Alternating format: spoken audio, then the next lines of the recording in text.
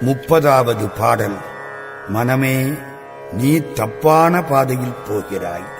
பெண்களுடைய சொல் பால் போன்றது என்று ஏமாந்து போகிறாய். அவர்களுடைய பாதம் பஞ்சு போன்றது என்று எண்ணுகிறாய். அவர்களுடைய கண்கள் சேர்க்கண்டையை ஒத்தது மீன் என்று எண்ணித் திரிகிறாய். இப்படி மூன்றையும் நினைக்கிறாயே, இதை விட்டுவிட்டு திருச்செந்தூர் பெருமான் கையிலே உள்ள வேலை நினைக்க வேண்டாமா? அவனுடைய மயிலை நினைக்க வேண்டாமா? வெற்றி தண்டை காலை நினைக்க வேண்டாமா? அவற்றை விட்டுவிட்டு இவற்றை நினைக்கிறாயே, உனக்கு முத்தி எப்படி கிடைக்கும்?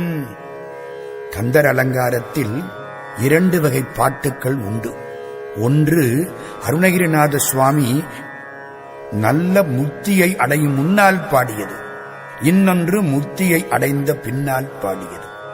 பக்குவத்துக்கு முன்னால் பாடிய பாடல்கள், பக்குவம் பெற்ற பின்னால் பாடிய பாடல்கள்.